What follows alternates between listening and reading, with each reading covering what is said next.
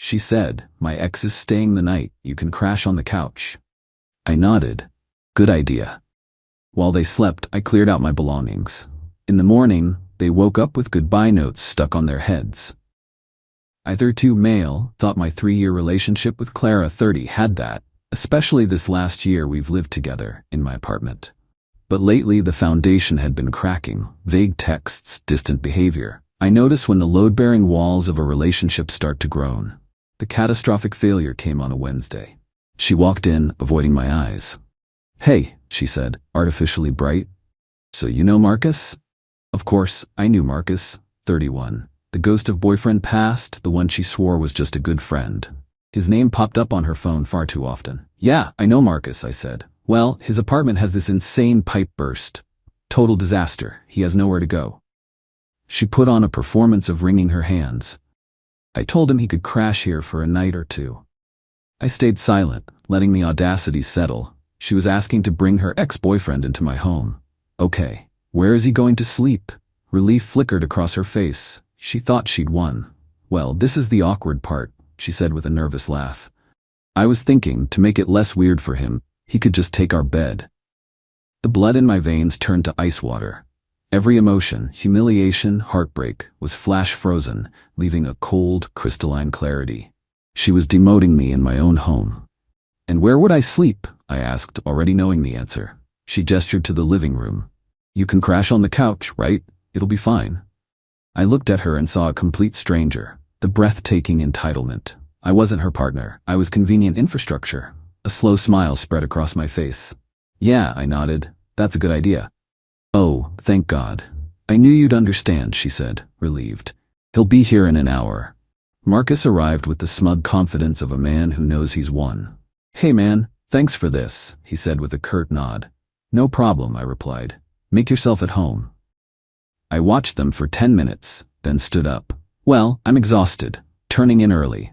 I grabbed my pillow and a blanket from the bedroom, set up my new sleeping arrangement on the couch, and lay down to listen. It didn't take long. The low conversation, the feigned yawns, the bedroom door clicking shut. Then the faint, unmistakable creak of the bed frame. The hurt was secondary to focus. The blueprints in my mind were no longer for a building. They were for a clean, precise demolition. I waited until 2 a.m., then I moved. Every action was planned and silent. First, my work laptop, hard drives, and documents went into my messenger bag. A week's worth of clothes went into a duffel. Next, the sentimental assets. In the living room sat the Nexus, a swirling steel and wood sculpture I had commissioned for $3,000. My design, my concept, my money. Clara loved telling people we had it made. It was a status symbol for her, a monument to a life for me. I carefully lifted it, wrapped it in a moving blanket, and carried it out. Then, the financial severance. Sitting in the hallway, I logged into my banking app. Clara was an authorized user on my credit card, a privilege she'd been abusing for months. I navigated to the card management screen. Deactivate card? Yes. Done. I went through the shared subscriptions, streaming, meal kits, all on my accounts. Log out all devices, change password. Done. Finally, the communique. I took out 2 sticky notes and wrote the same 4 words on each. "Now it's all yours." I crept back into the bedroom. The moonlight illuminated them, tangled together in my sheets. My hand was steady. I pressed the first note to Marcus's forehead. He didn't stir. I moved to the other side and placed the second note on Clara's.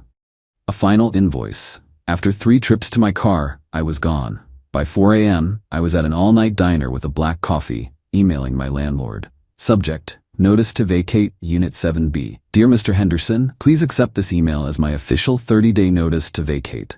My lease will be terminated as of date 30 days from now. The final month's rent has been paid. Thank you. Sincerely, Leo Sterling. I hit send. The first domino had fallen. Update 1. The first 48 hours in my long-stay hotel room were blissfully silent. Then, on Friday morning, my phone erupted. The texts from Clara started as confused. "Where are you?" Then quickly escalated to entitled and accusatory. "Are you seriously giving me the silent treatment because Marcus stayed over? You're being childish." I ignored it all. The real fireworks began Saturday after her credit card was declined at the grocery store. "Leo, this is my food money. You can't just cut me off." It was so embarrassing. "You better fix this right now."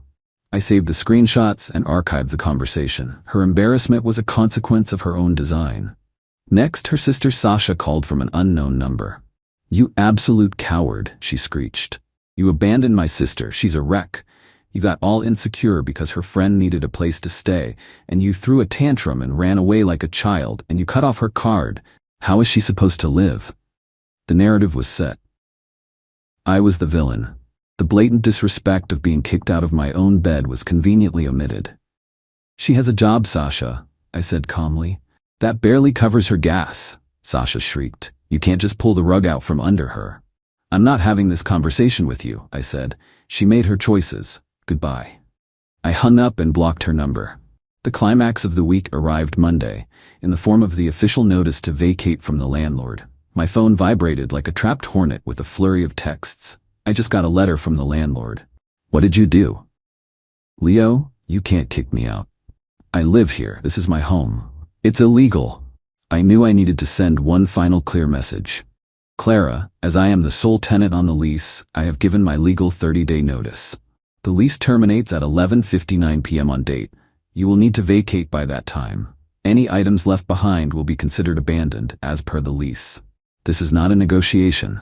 This is my final communication on the matter." I sent it, then blocked her number and all her social media profiles. But entitled people don't accept consequences.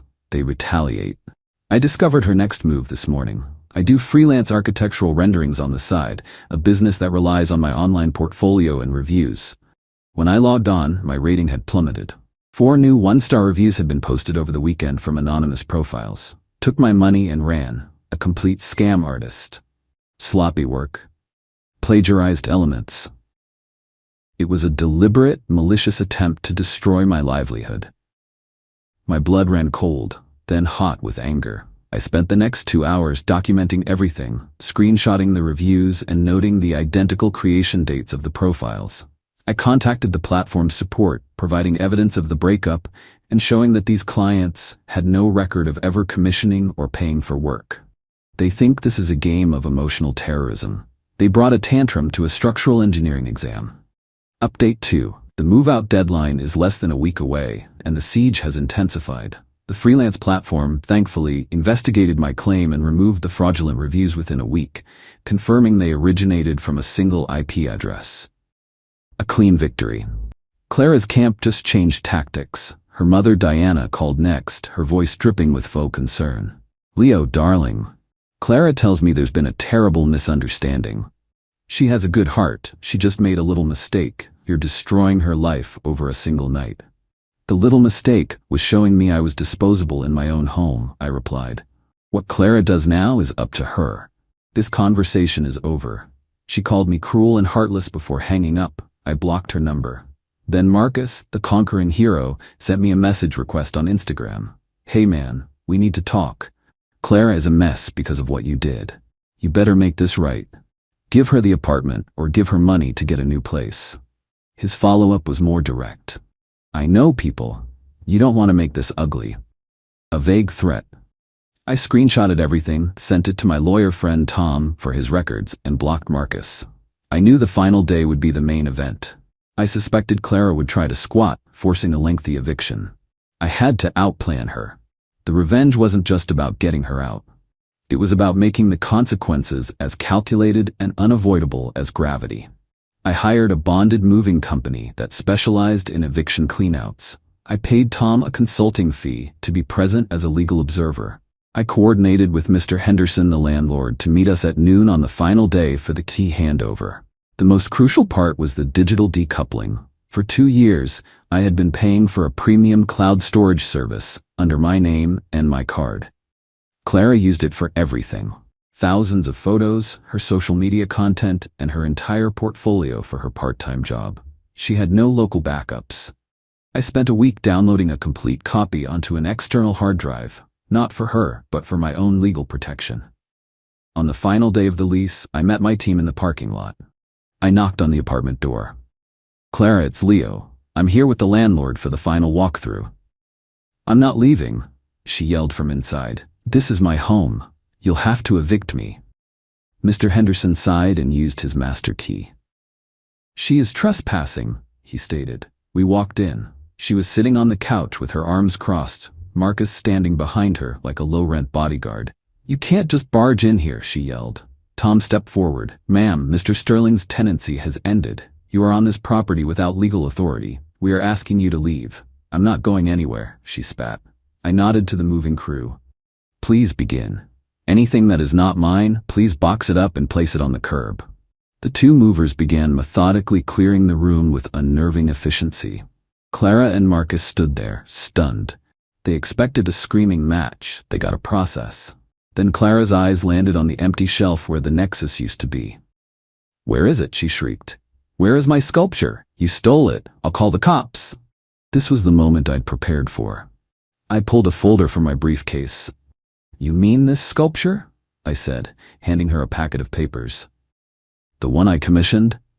Here's the design email, the receipt for the $3,000 payment from my bank account, and the artist's certificate of authenticity made out to me."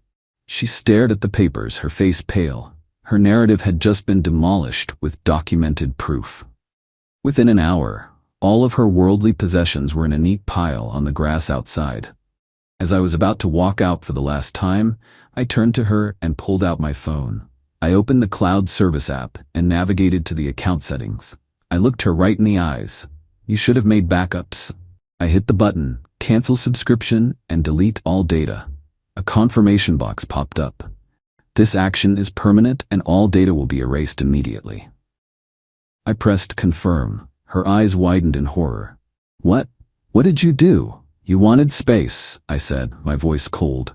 "I'm giving it to you. All 2 terabytes of it." An automated email was already on its way to her account, confirming her data had been permanently deleted. I walked out of the empty apartment to the sound of her hysterical scream, muffled by the closing door. It was the sound of consequences, delivered on schedule. Final update. The emotional debris from Clara's detonation of my life has finally settled. The aftermath, I heard through a mutual acquaintance, was chaotic for her. Her meltdown on the curb was legendary. The police came, saw the lease agreement with my name on it and the termination notice, and informed her it was a civil matter and that she was trespassing. They waited while she and a reluctant Marcus moved her things into a hastily rented U-Haul. The loss of her digital life was catastrophic. Her portfolio was gone, her entire online persona erased. The boutiques she worked for dropped her when she couldn't produce any of her previous work. The digital footprint of her career was gone. It wasn't illegal. The account was mine. Marcus predictably vanished. Faced with a distraught, jobless, and homeless Clara, he bailed once the drama outweighed the thrill. He stopped answering her calls within days. Defeated and broke, Clara had no choice but to drive her U-Haul of shame to her parents' doorstep, a 30-year-old woman forced back into her childhood bedroom because she thought disrespect was a viable strategy. A month later, a blustering letter from a budget lawyer arrived, demanding $5,000 for wrongful eviction and the stolen shared art piece. I passed it to my lawyer friend, Tom. He drafted a response that was a work of art. It included copies of the lease, the notice to vacate, an affidavit from the landlord, and the complete documentation proving my sole ownership of the Nexus. It ended by stating that any further contact would be considered harassment and would result in us seeking a restraining order and suing for legal fees. We never heard back. The first month in my new, smaller apartment was strange. I mourned the 3 years I had invested in a project with a rotten foundation, but slowly, I rebuilt. My freelance business is thriving. Without the constant financial and emotional drain, I could focus. I took on bigger projects and reconnected with old friends. The peace is the best part. The quiet confidence that my home is mine. My revenge wasn't loud. It was quiet and architectural. I didn't destroy her life. I simply stepped out of it and stopped holding it up. I let her face the logical, structural consequences of her own choices. She took my support for granted, assuming it was a permanent fixture. She learned that I was the foundation, and when the foundation is removed, the entire structure collapses. Last week, I bought a new piece of art for my apartment. It's a simple, elegant piece of woodwork, a single, solid line that curves upwards. It's called a cent. It feels right. I'm building something new, and this time, the blueprints are all mine.